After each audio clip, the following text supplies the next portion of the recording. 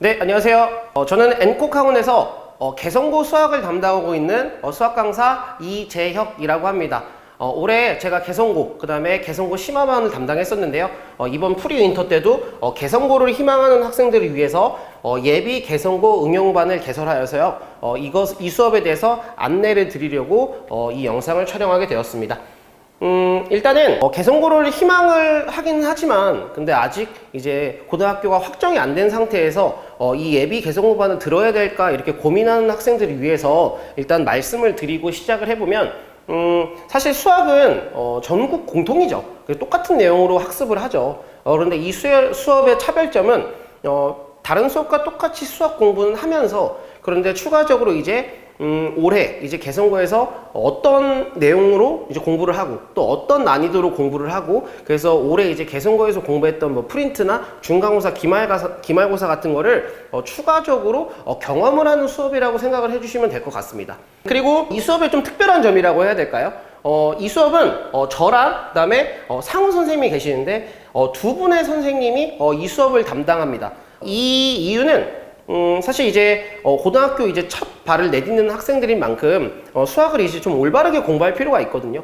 그래서 이 부분을 좀 학생들을 세세하게 확인을 하고 잘못된 방식으로 공부하고 있지는 않은지 이 학생들을 좀 디테일하게 확인을 하기 위해서 선생님이 두 분이 붙어서 지금 이 수업을 진행을 한다고 생각해 주시면 될 것 같고요. 그리고 오늘 순서는 예비 개성고 반이니까요. 개성고의 2024년도 그러니까 올해 1학기 중간고사가 어떻게 나오는지 간략하게 보여드리려고 하고요. 그 다음에 이제 개성고를 입학하기 전에는 어떻게 수학 공부를 해야 되는 것인가, 그 다음에 이제 마지막으로 수업 커리큘럼에 대해서 말씀을 드리도록 하겠습니다. 그래서 본격적으로 간단하게 이제 시험 리뷰를 말씀을 드리면 이 리뷰는 올해 24년 1학기 중간고사 첫 시험이죠.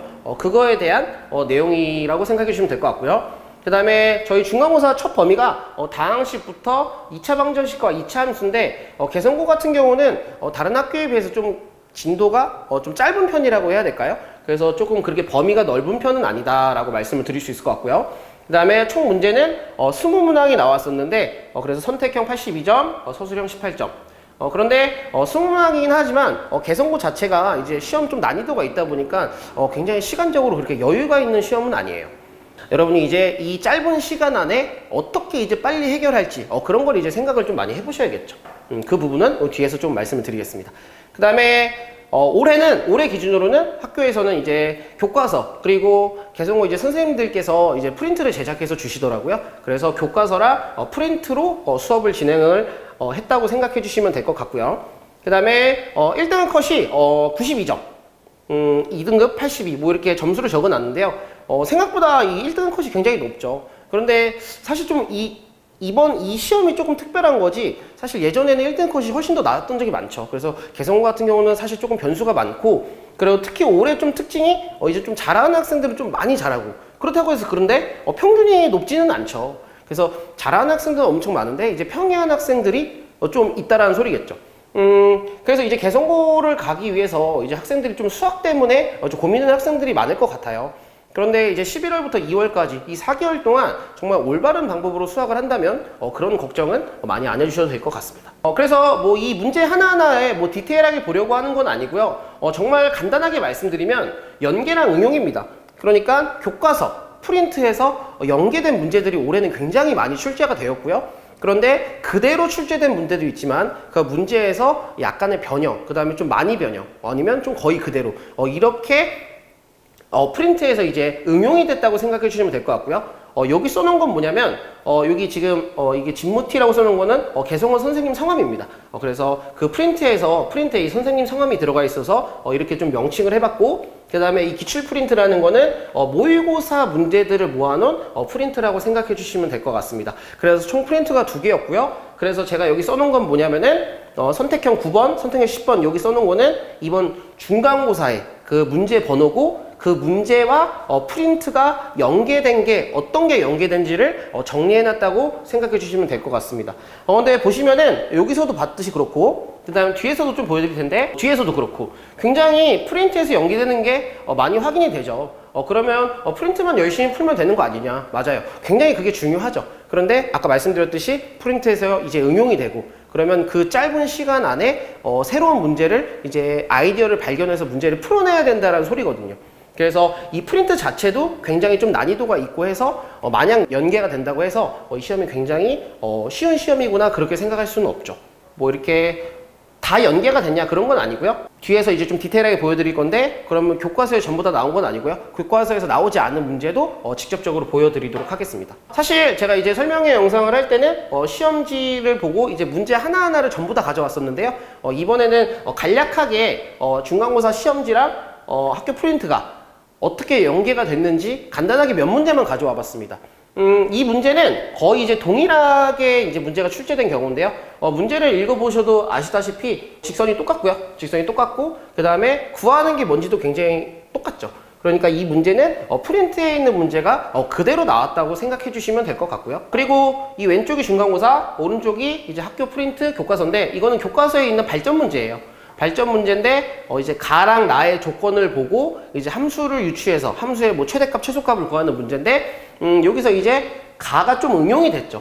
그러니까 14번을 푸른 학생도 요렇게 조금 이제 응용이 된 이 보기를 본 적이 없는 학생들은 조금 이제 어려웠을 수도 있겠지만 그래도 교과서랑 연계된 문제라고 할 수 있을 것 같고요. 그 다음에 이 문제도 여기가 프린트고 여기가 이제 중간고사 시험지인데 그림이 완전 거의 다르죠. 그림이 완전 다른데 그런데 이제 학교 프린트에서 문제를 풀 때 사용됐던 그 방법이 있잖아요.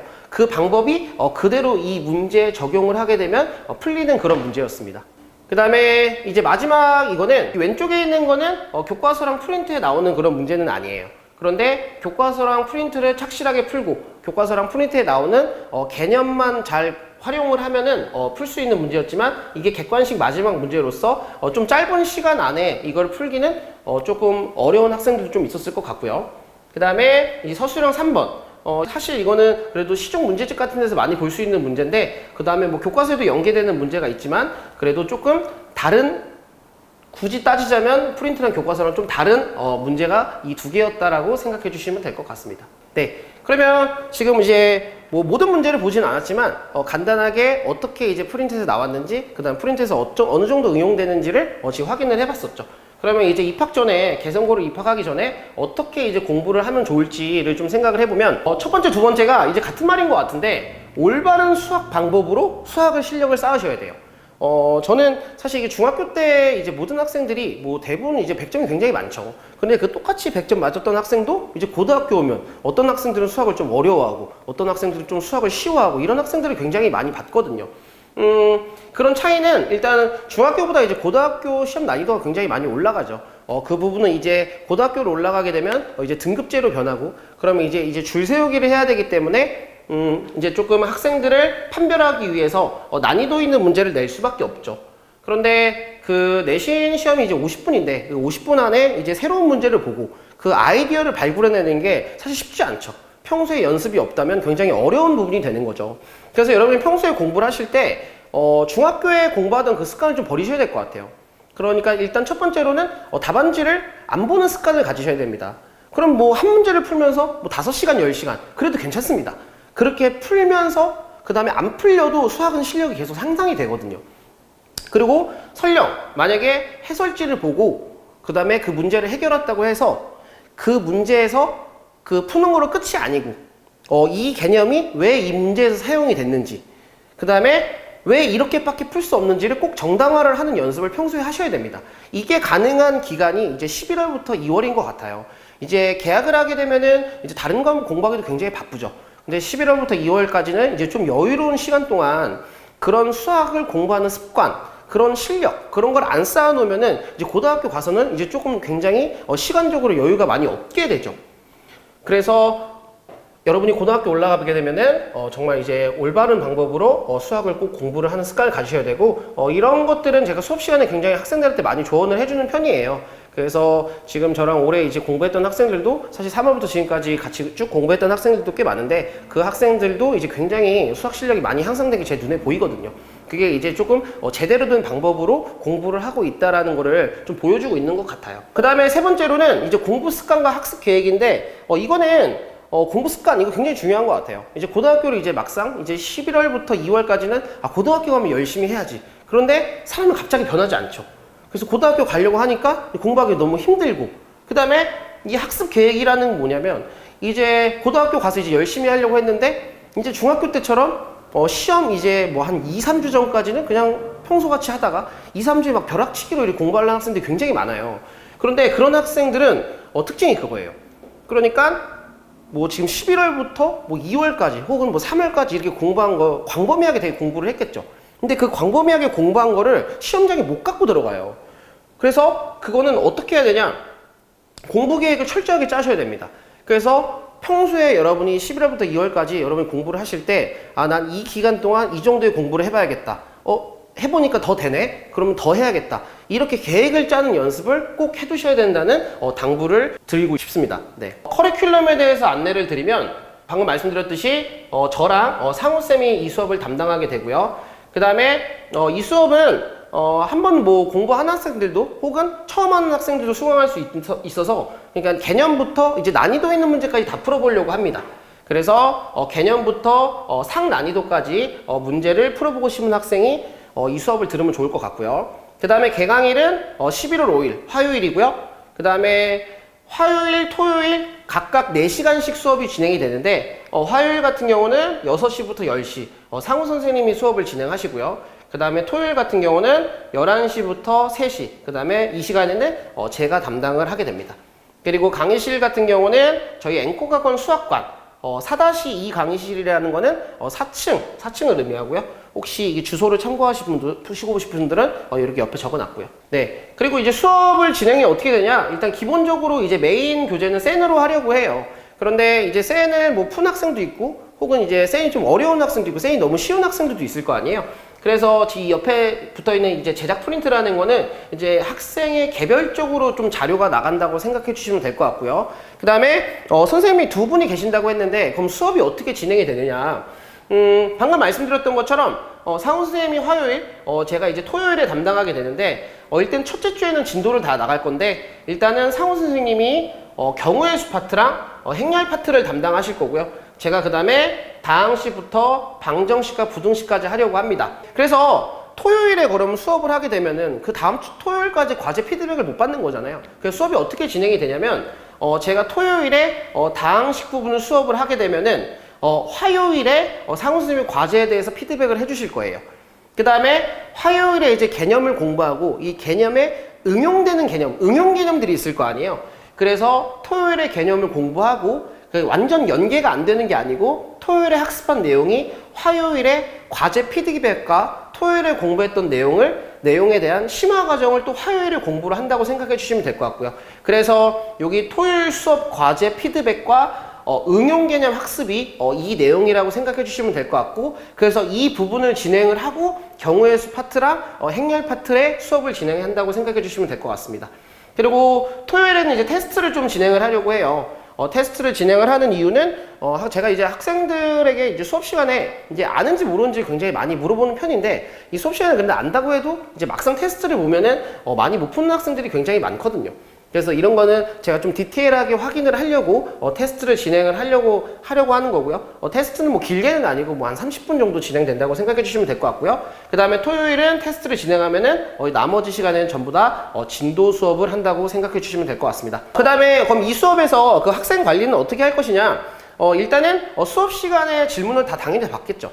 그런데 수업 시간 이외에 질문 혹은 개별 지도 같은 거는 뭐냐면 제가 이제 카톡방 같은 걸 운영을 해요. 그래서 학생들이 집에서 공부할 때 좀 간단한 거 혹은 급하게 너무 궁금한 것들은 제가 카톡으로 받게 되면은 영상을 촬영해서 학생들에게 질의응답을 해주고 있다고 하고 있다고 생각해 주시면 될 것 같고요. 그 다음에 이 개별 지도라는 건 뭐냐면 저는 일단은 수업 시간에 모든 학생들이 이렇게 좀 잘 따라와 주면 좋지만, 혹은 이제 학생들이 수업 시간에 너무 이제 내용이 쉬운 학생들 딱 맞춰서 하면 좋겠지만 그렇게 안 되는 케이스가 있죠. 그래서 저는 항상 수업 시간에 지도를 하고, 그 다음에 학생들한테 좀 많이 물어보는 편이에요. 이 수업이 너무 어려웠는지 너무 쉬웠는지, 혹은 너무 좀 내용이 적다던가 이런 거를 반영을 해서 그 학생들의 개별적으로 이제 뭐 프린트 같은 걸 준다고 했었잖아요.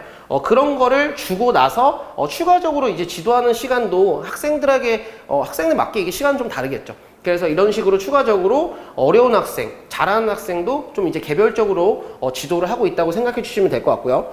그 다음에 두 번째는 뭐냐면 학생과 학부모님의 주기적인 소통을 통한 학습 확인. 이거는 부모님들이 뭐 다 그러신 편은 아니지만 부모님들 중에 이제 오늘 나간 진도 혹은 오늘 나간 과제, 그 다음에 이제 학생들이 공부를 잘하고 있는지 궁금해하시는 분들이 굉장히 많이 계시죠. 그래서 수업이 끝나면 그날 나간 진도, 과제, 그 다음에 오늘 학생이 어떤 공부를 했는지 테스트의 결과, 이런 거를 카톡 혹은 문자로 안내를 드리고 있어요. 그 다음에 부모님이 원하시거나 아니면 제가 이제 주기적으로 부모님들한테 전화를 해서 이제 학생에 대한 이런 소통들을 하는 편이고요. 그 다음에 복습과 결석을 대비하여 수업 영상을 제공한다고 했는데, 수업 영상을 제공하는 이유는 이제 수업 시간에 공부를 하고 이제 집에 가서 수업 내용이 다시 궁금할 수도 있잖아요. 그런 것들을 위해서 수업을 제공하고 있고, 그 다음에 결석을 위해서도 수업 영상을 제공한다고 써놨는데, 그럼 결석을 하게 되면은 이렇게 수업 영상으로 대체하는 게 전부 다냐? 그런 거는 아니에요. 그러니까 물론 결석을 하게 되면 제가 다 보강을 하면 좋지만 이번 수업을 하고 그 다음에 다음 수업에 이번 수업이 필요한 그런 개념들이 있잖아요. 일단 그런 것들을 위해서 제공을 하는 거지, 그러고 나서 학생이 오게 되면은 학습 상태, 그 다음에 과제가 어떻게 되는지 이런 걸 확인을 해서 제가 이제 따로 시간을 잡아서 보강을 하는 편이라고 말씀드릴 수 있을 것 같습니다. 네. 그래서 제 수업 소개 영상은 여기까지고요. 네, 지금까지 N콕학원 수학강사 이재혁이었습니다.